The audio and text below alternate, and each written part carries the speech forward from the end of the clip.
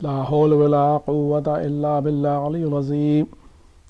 أعوذ بالله من الشيطان اللعين الرجيم. بسم الله الرحمن الرحيم.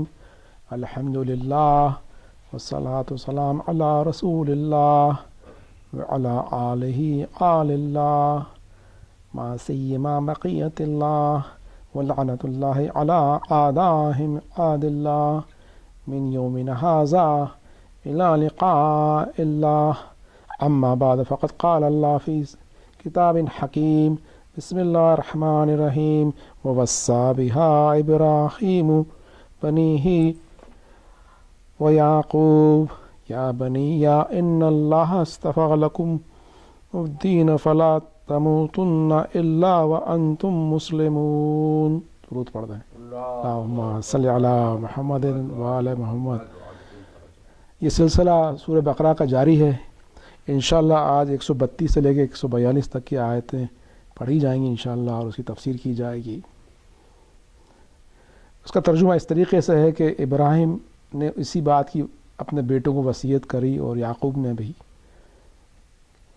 کہ بیٹا تم ہرگز نہ مرنا مگر مسلمان مرنا.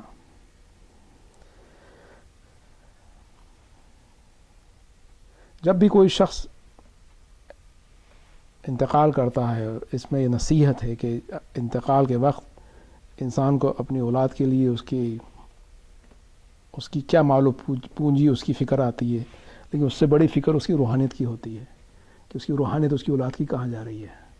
تو اللہ سبحانہ تعالیٰ سمجھا رہا ہے کہ جب ابراہیم علیہ السلام وفات پا رہے تھے اور جب یعقوب علیہ السلام، تو انہوں نے اپنے بیٹوں کو اسی بات کی وصیت کی کہ تم ہرگز نہ مرنا،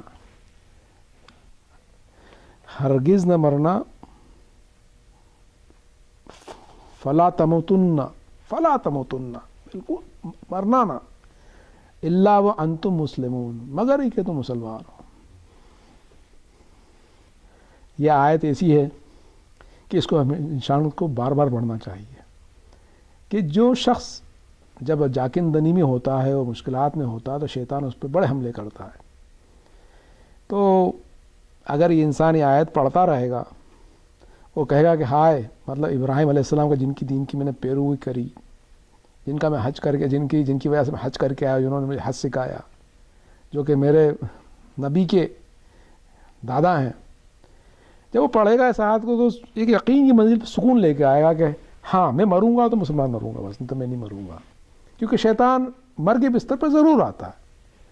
تو یہ آیت انسان پڑھتا رہے تو جب اس کی موت کا وقت آئے تو اگر اس کے دماغ میں آیت ہو تو اس کے لیے بہت مفید ہے. ام کنتم شہداء اذ حضر یعقوب الموت وإذ قال لبنيه ما تعبدون من بعدی قالوا نعبد إلهك وإله آبائك ابراہیم و اسماعیل و اسحاق الہ واحدہ ونحن لہ مسلمون. کیا تم اس وقت موجود تھے کہ جب یعقوب کو موت نے آ پکڑا؟ تو انہوں نے اپنے بیٹوں سے پوچھا کہ تم مرنے کے بعد، میرے مرنے کے بعد تم کس کی عبادت کرو گے؟ تو کہا کہ ہم آپ کے پروردگار کی اور آپ کے باپ دادا ابراہیم، اسماعیل اور اسحاق کے پروردگار کی، الہ واحدہ، جو کہ معبود یکتا ہے اور ہم اسی کے فرما بردار ہیں.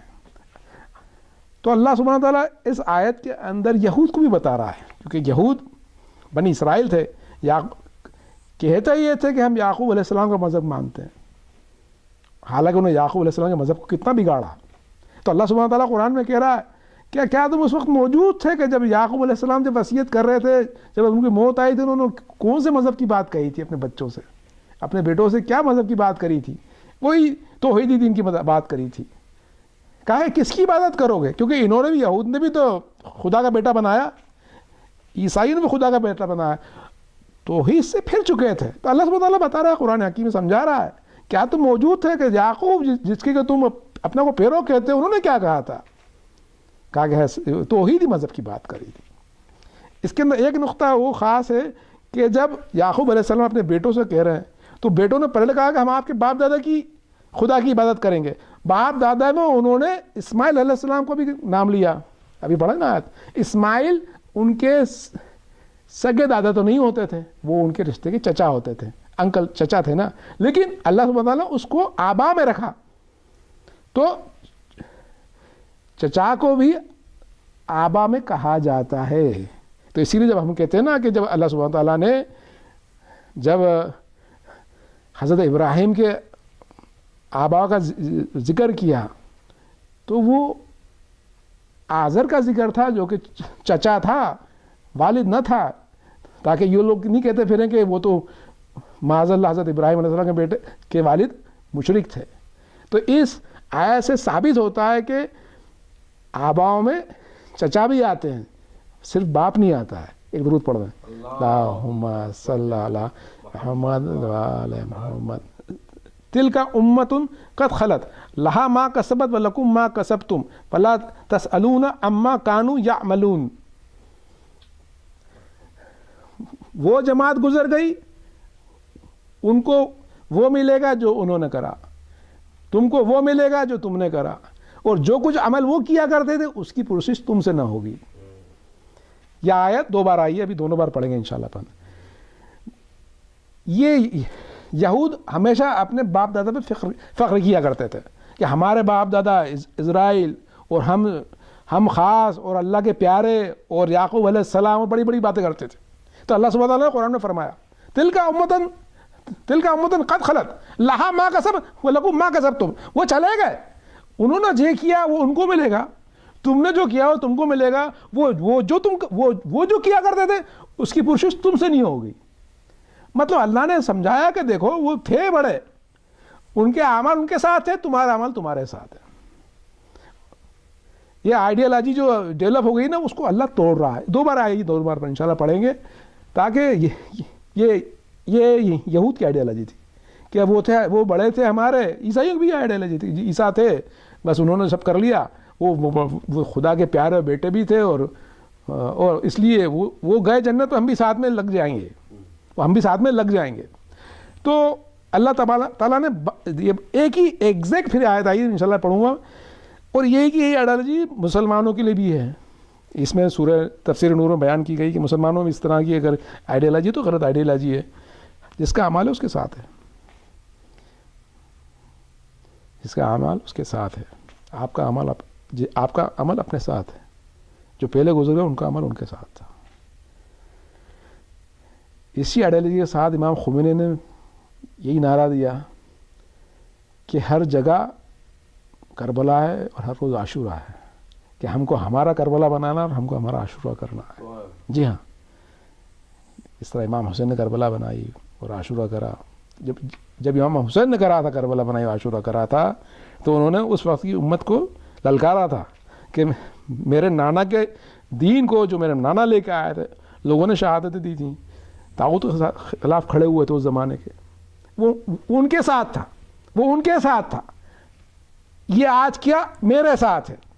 تلک امۃ قد خلت لہا ما کسبت ولکم ما کسبتم. اسی للکارا تھا کہ دیکھو آج کل دین صرف اسلام صرف زبان کی نوک پہ آ کے رہ گیا. مولانا نے فرمایا, انہوں نے کہا کہ وہ گئے ان کے ساتھ, یہ آج کا دین تمہارے ساتھ ہے, جو تم کرو گے اس کی پرسش ان سے نہیں ہوگی. ایک درود پڑھ دیں, اللہم صلی علی محمد وعلی محمد. وقالوا كونوا هودا او نصارى تهتدوا قل بل ملت ابراہیم حنیفہ وما کان من المشرکین. اور وہ کہتے ہیں کہ یا تو یہود ہو جاؤ یا نصارہ تو تم ہدایت پا جاؤ گے. کہہ دو کہ نہیں, ہم دین ابراہیم اختیار کیے ہوئے ہیں جو کہ گمراہی سے دور اور ہدایت کی طرف تھے, اور وہ مشرکوں میں سے نہ تھے. اس کی تفسیر یہ کہ ابن عباس نے فرمایا کہ اس وقت کے مشائخ اور علماء یہود و نصارہ کے آگے کہا کرتے تھے کہ ہمارا دین تم سے بہتر ہے, یہ بن جاؤ تو تم کو ہدایت مل جائے گی. بڑی بڑی باتیں کیا کرتے تھے آگے مدینے میں. تو اللہ سبحانہ تعالیٰ نے فرمایا کہ وقالوا کونوا ہودا او نصارى تہتدوا, کہا کہ نہیں, قل بل ملت ابراہیم حنیفہ، کہا کہ نہیں، ہم نے تو ابراہیم کا دین اختیار کیا جو حنیف دین تھا. حنیف کا مطلب ہوتا ہے گمراہی سے پرے ہو کے حق کی طرف جانے کو حنیفہ کہتے ہیں. پانچویں میں ہم نے فرمایا کہ دین حنیفہ میں ہر چیز کا ذکر ہے، یہاں تک کہ طہارت کا بھی ذکر ہے. طہارت انہوں نے کہا کہ طہارت 10 طرح کی دین حنیفہ میں، 5 چہرے کی ہیں اور 5 بدن کی ہیں. چہرے کی 5 طہارتیں کیا ہیں آپ سن کے خوش ہوں گے. مونچھوں کو کترنا، داڑھی کا بڑھانا، بالوں کو سنوارنا، دانتوں کو برش کرنا،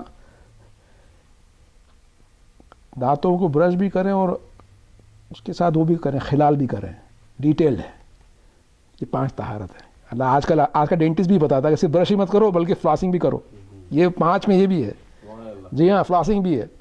یہ 5 چہرے کی ہے، اللہ انسان کرے تو کتنا خوبصورت دکھے. وہ 5 ہیں باقی بدن کی کہ جہاں پر بالوں کو صاف کیا جائے، ناخن کترے جائیں، اور مومن ختنہ شدہ ہو اور غسل جنابت کرے اور طہارت پانی سے کرے. یہ قیامت تک کا دین حنیفہ ہے. یہ مطلب کتنا خوبصورت دین ہے، مطلب طہارت سے بھرپور دین ہے. آج کل یہ یہود و نصارہ میں جو یہ سسٹم ہے کہ پانی کی طہارت بھول چکے ہیں، اب ان کے پاس جاؤ تو بدبو آتی ہے کیونکہ پانی کی طہارت بھول چکے ہیں.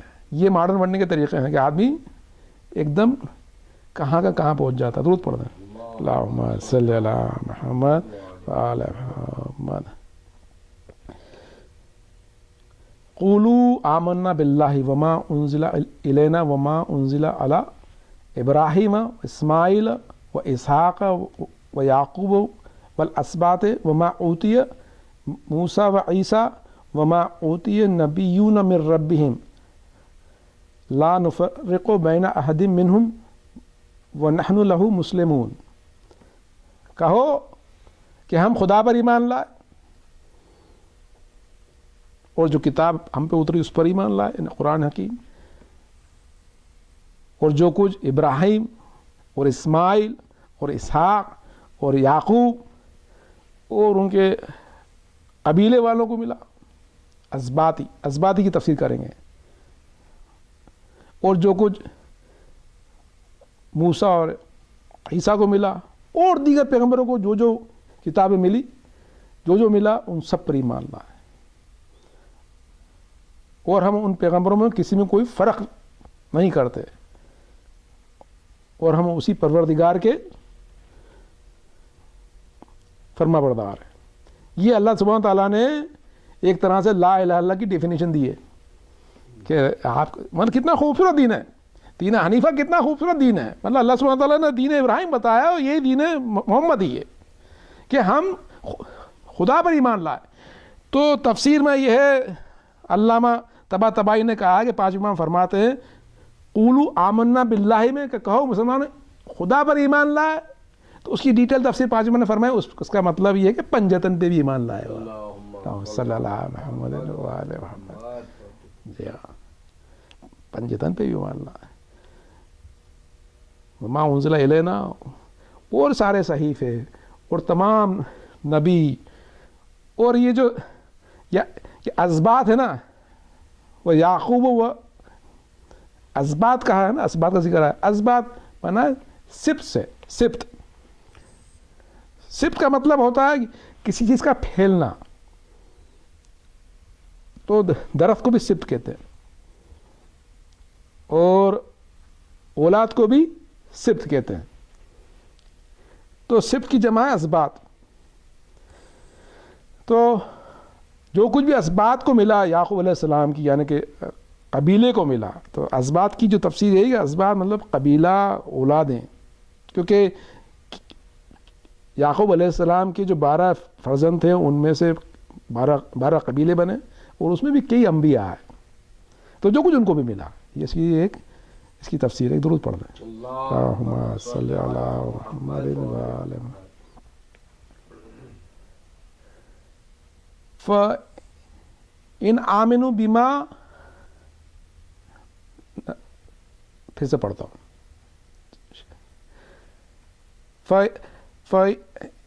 ان آمنوا بمثل ما آمنت به فقد اهتدوا وان تولوا فانما هم في شقاق فسيكفيكم الله وهو السميع العليم.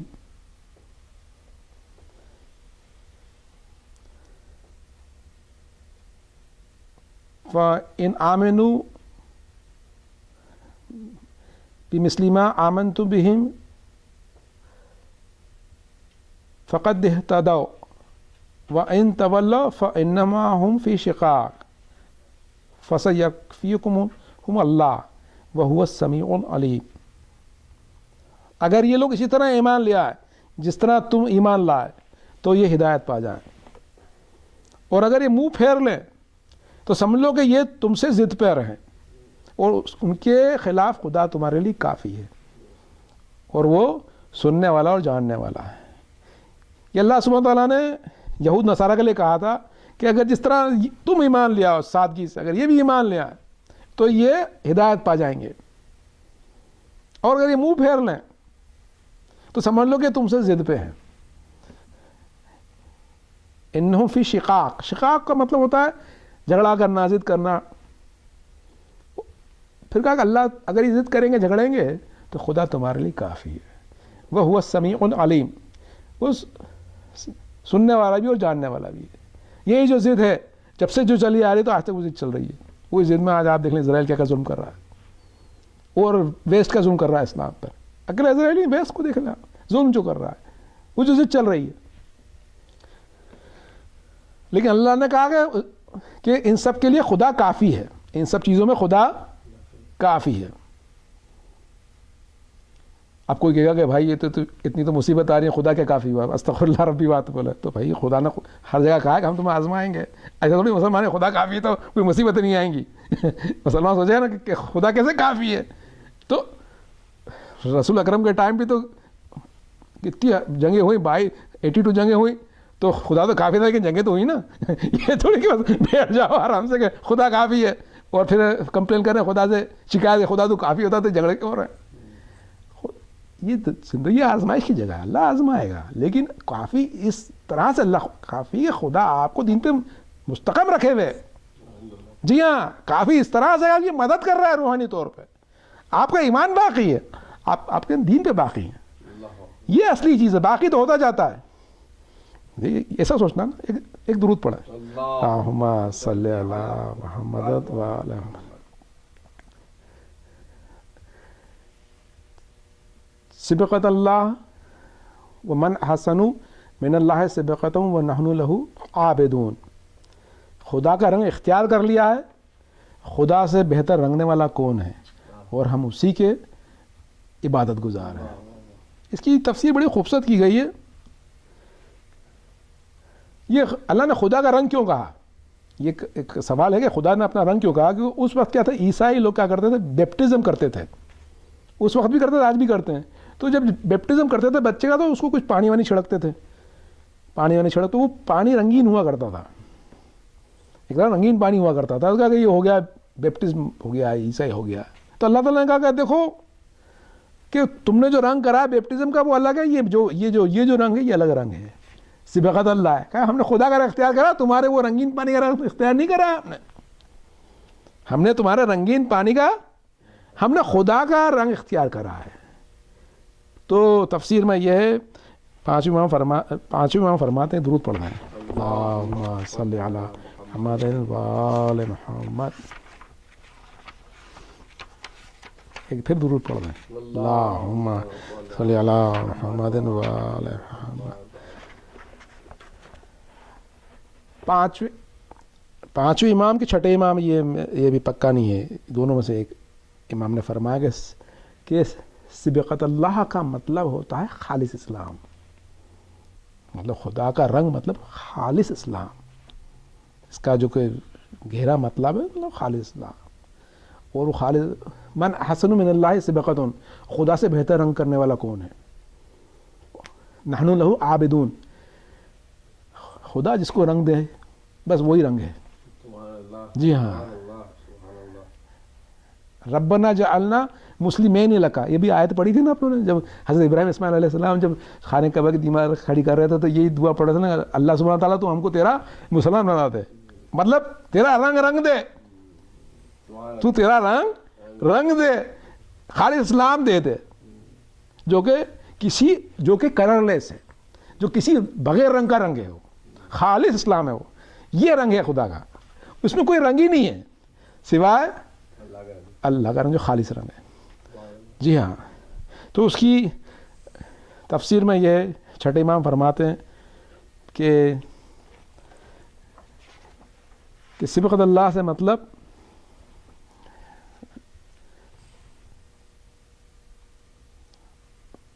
رسول اکرم کی اطاعت اور اہل بیت کی ولایت کو قبول کرنا۔ درود پڑھ دیں، اللہم صلی علی محمد و آل محمد۔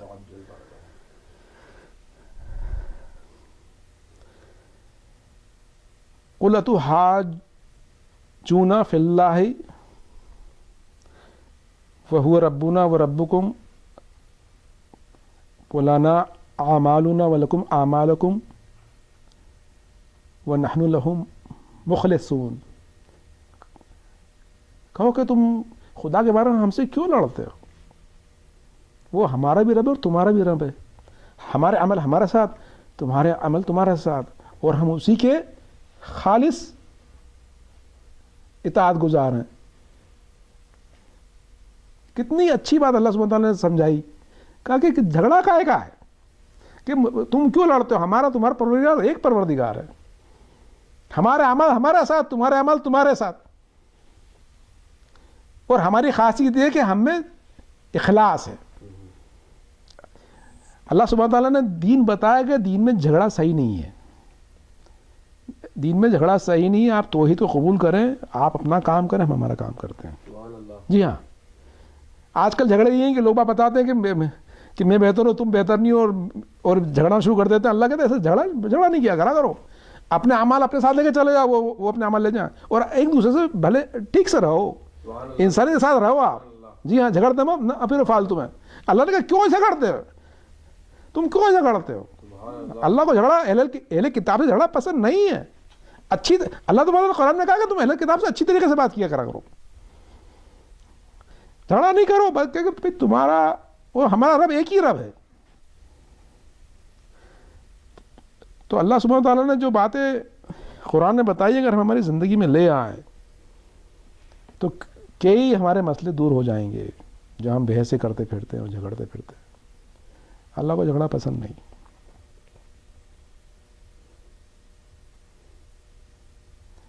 ام تقولون ان ابراہیم و اسماعیل و اسحاق و یعقوب و اسباط کانوا ہودن او نصارا قل انتم عالم ام اللہ ومن ازلم ممن کتم شہادتا عنده من اللہ وما اللہ بغافل عما تعملون۔ کہو کہ کیا تم یہ کہتے ہو کہ ابراہیم اور اسماعیل و اسحاق و یعقوب اور ان کے قبیلے والے یہودی یا نصارہ تھے؟ کہو کہ تم زیادہ جانتے ہو کہ خدا زیادہ جانتا ہے، اور اس سے بڑھ کر ظالم کون ہوگا جو خدا کی شہادت کو چھپائے، اور خدا جو کچھ تم کرتے ہو اس سے غافل نہیں ہے۔ اس میں اہل کتاب کی اللہ نے ضد بتائی کہ کس حد تک ضدی تھے یہ، کہ کہتے یہ تھے ضد میں آ کے، حالانکہ اللہ سبحانہ نے کہا کہ ہماری شہادت کو چھپائی جا رہی ہے، اس سے بڑا ظالم کون ہوگا جو خدا کی شہادت کو چھپا دے۔ یہ کہا کیا کرتے تھے کہ حضرت ابراہیم اور حضرت اسماعیل علیہ السلام اور حضرت اسحاق علیہ السلام، یعقوب علیہ السلام، یہ یہود اور نصارہ تھے، یہ موسیٰ اور عیسیٰ علیہ السلام کی پیروی کیا کرتے تھے۔ تو اللہ مطلب اس باوجود اس بات کو جاننے کے باوجود کہ ان کے کتابوں میں ذکر آ چکا تھا کہ انجیل و توریت بعد میں نازل ہوئیں، یہ پیغمبران پہلے ہوئے، ان کی کتابوں میں لکھا ہوا ہے، قرآن میں اللہ سبحانہ وتعالیٰ نے فرمایا، اس کے باوجود ان کی ضد یہ تھی کہ یہ سارے انبیاء جو بعد کے انبیاء تھے ان کے پیروکار تھے، حالانکہ وہ پہلے گزر چکے، جب انسان ضد پہ آتا ہے تو اس طریقے سے اندھا ہو جاتا ہے. جی ہاں، مطلب آج بھی لوگ آپ ان سے پوچھے تو آپ کو یہی کہیں گے وہ لوگ کہ مطلب دیورال مطلب کہ ان کی ضد ابھی بھی اسی طرح جاری ہے. حالانکہ یہ ہسٹوریکل فیکٹ ہے کہ وہ بعد میں ہوئے، ان کی کتابیں بعد میں آئیں، اس کے باوجود یہ حالت ہے. تلک امۃ قد خلت لہا ما کسبت ولکم ما کسبتم ولا تسألون عما کانوا یعملون. وہ جماعت گزر گئی، اس کو وہ ملے گا جو اس نے کیا، تم کو وہ ملے گا جو تم نے کیا، اور جو کچھ وہ کیا کرتے تھے اس کی پرسش تم سے نہ ہوگی. اللہ سبحانہ وتعالیٰ نے ایگزیکٹ ویسی کی ویسی آیت پھر دہرائی ہے بتانے کو کہ دیکھو جس کا عمل ہے اس کے ساتھ ہے، جس کا عمل ہے اس کے ساتھ ہے. جو پہلے گزر گئے وہ چلے گئے، آپ کا عمل آپ کے ساتھ جائے گا قیامت کے دن. سفارش تو ہوگی، اپنی جگہ ہے سفارش، لیکن عمل ہے. آپ جب عمل کرتے ہو تو اس کا ایک اثر آتا ہے آپ کی روح پہ. آپ کا عمل آپ کی روح پہ اثر ڈالتا ہے. جس طرح سے آپ نے ایکسرسائز کری، فزیکل ایکسرسائز، تو آپ کے مسلز بن جائیں گے. اس طرح آپ جو بھی عمل کریں گے اس کا ایک اثر آتا ہے. اللہ نے کہا یہ حق ہے. یہ تو کیا ہے کہ کاز اینڈ ایفیکٹ ہے، پورا کائنات کاز اور ایفیکٹ پہ بنا ہوا ہے. کرو گے یہ ہو جائے گا. آپ اگر اچھے جم جا کے پریکٹس کرو آپ پہلوان بن جاؤ گے، نہیں کرو گے تو نہیں ہوگا. آپ اچھے اسٹوڈنٹ ہوں تو پڑھ لو گے، نہیں پڑھے تو نہیں پڑھے آپ. اسی طرح ہے دین میں، آپ نے نیک عمل کیے تو آپ آگے ہیں، آپ نے نیک عمل نہیں کیا تو آپ پیچھے. اب اس میں اتنا کنفیوژن نہیں ہونا. اللہ تعالیٰ نے 2 بار فرمایا، مطلب اس کا مطلب ہے کہ 2 بھائی سمجھ لو یہ بات. لیکن پھر بھی ہر امت میں ہی مسئلہ ہے. آج آپ یہ سب پڑھ لیں گے، پھر اس کے بعد یہود ہو یا عیسائی ہو، مسلمان آج بھی پھر بھی اس بات کو ماننے کو تیار نہیں ہے. کوئی بھی اس بات کو ماننے کو تیار نہیں ہے. ہاں زیادہ کرو گے تو جھگڑنے آ جائیں گے. ایک درود پڑھ دیں، اللہم صلی علی محمد و آل محمد. سیقول السفہاء من الناس ما ولاہم عن قبلتہم التی کانوا علیہا قل اللہ المشرق مشرق یہدی من یشاء الی صراط مستقیم. لوگوں میں سے احمق کہیں گے کہ انہوں نے اپنے قبلے سے کیوں منہ موڑ لیا. کہہ دو کہ مشرق و مغرب خدا ہی کا ہے، وہ جس کو چاہتا ہے سیدھا راستہ پہ چلا دیتا ہے. اس کی تفسیر بڑی خوبصورت ہے کہ 13 سال تک رسول اکرم نے مکہ کے اندر بیت المقدس کی طرف نماز پڑھی، قبلہ اول جو تھا نا.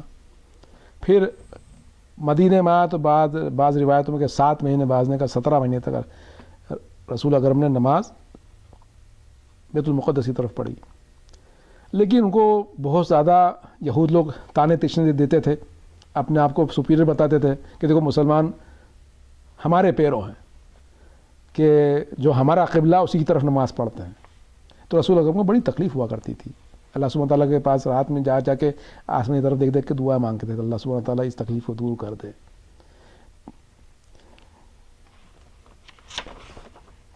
ایک درود پڑھ دیں، اللہم صلی علی محمد و آل محمد. تو جب رسول اکرم بنی سالم مسجد میں تھے تو جب ظہر کی نماز پڑھ رہے تھے تو 2 رکعت کے بعد خوشخبری ملی. جبرائیل علیہ السلام نے رسول اکرم کا رخ موڑ دیا نماز میں. جب رخ موڑا تو مشرکوں کو اور یہودیوں کو آگ لگ گئی. اللہ سبحانہ وتعالیٰ نے کہا نا سیقول السفہاء من الناس ما ولاہم عن قبلتہم التی کانوا علیہا. تو لوگوں میں سے احمق کہیں گے کہ ان کو مسلمانوں کیا ہو گیا کہ جس قبلے کی طرف تھے اس سے رخ موڑ لیا. بعض نے تو کہا کہ یا تو تم پہلے کچھ غلط کرتے تھے، کیا پہلے غلط کر رہے تھے، کیا جھگڑا لوگ کیسے ہوتے ہیں، کہ یا تو تم پہلے غلط تھے کہ اب غلط ہو. بحث کری لوگوں نے. اور دوسری یہود کو تکلیف یہ ہوئی کہ جو ہمارا قبلہ تھا اس کو چھوڑ دیا تو ان کی بے عزتی ہو گئی. اس طریقے سے اللہ سبحانہ تعالیٰ نے مسلمانوں کو ایک لیڈرشپ دی نا کہ دیکھو یہ قبلہ ہے. تو رسول اکرم کا دل خوش ہو گیا. لیکن یہ لوگ کہنے لگے, کہا کہ مسلمانوں سے احمق کہیں گے کہ کیا ہوا کہ تم اس قبلے سے پھر گئے.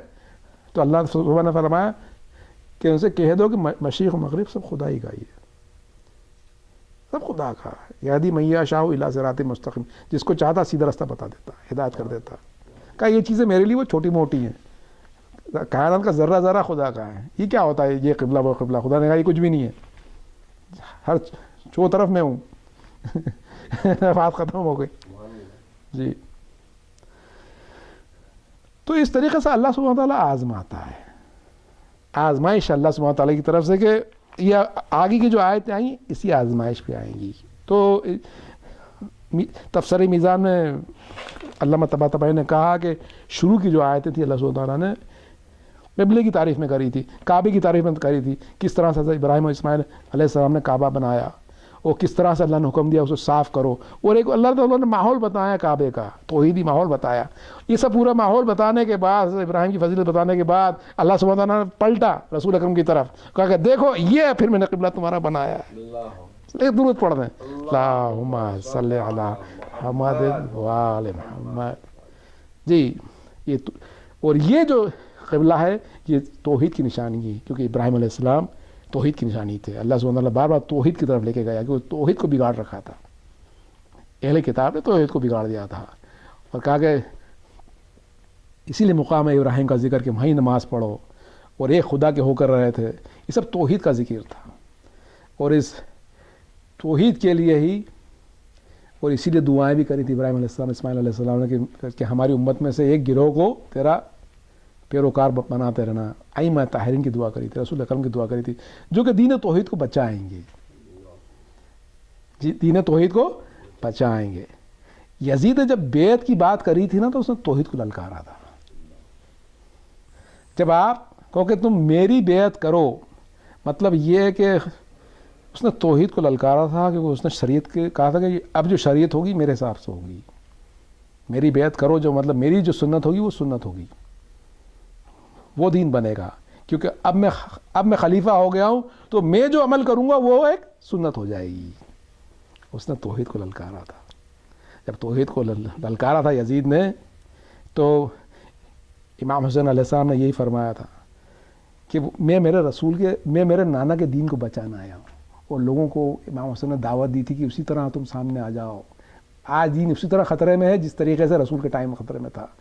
وہی خطرہ امام حسین نے یاد دلایا, لیکن امت سو چکی تھی.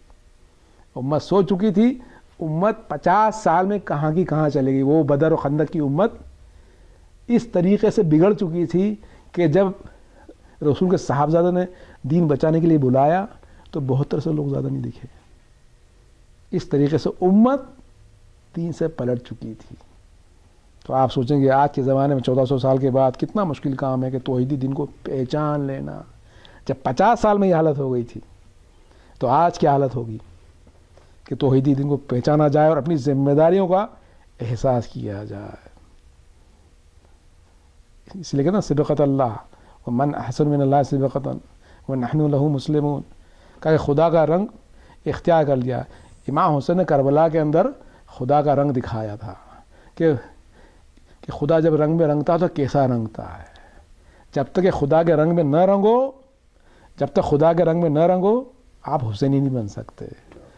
جب تک کہ خدا کا رنگ ایک کربلا کے مجاہد میں خدا کا رنگ تھا, ایک مجاہد میں خدا کا رنگ تھا. وہ آیت پھر سے پڑھتا ہوں, وہ وصّیٰ بہا ابراہیم بنی و یعقوب.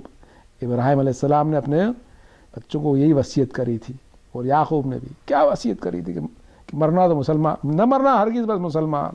ایک وہ مقام تھا جب کہ وہ وفات پا رہے تھے, اور ان کو فکر یہ تھی کہ اپنے بچے دین پہ, توحیدی دین پہ رہیں.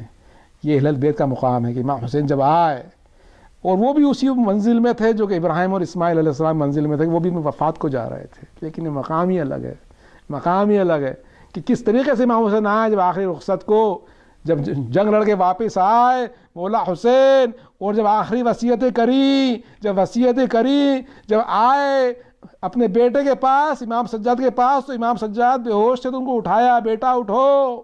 تو جب امام سجاد جب ہوش میں آئے تو باپ کو پہچان نہ پائے، اتنے تیر لگے ہوئے تھے، تو کہا کہ ہائے بابا آپ کی یہ حالت کیسی ہو گئی، کہاں ہیں سب لوگ؟ تو کہا کہ سب شہید ہو گئے۔ یہ منزل ہے توحید کی، اور یہ منزل ہے وصیت کی۔ وصیتیں کرنے لگے۔ ہاں جب امام حسین وصیت کر رہے تھے تو ان کی منزل الگ تھی کہ ان کے بیٹے علی اکبر یقین کی منزل پر شہید ہو چکے تھے، ان کے بیٹے علی اصغر یقین کی منزل پر شہید ہو چکے تھے، اور ان کے بیٹے سید سجاد ایک یقین کی منزل پر تھے کہ بابا نے کہہ دیا کہ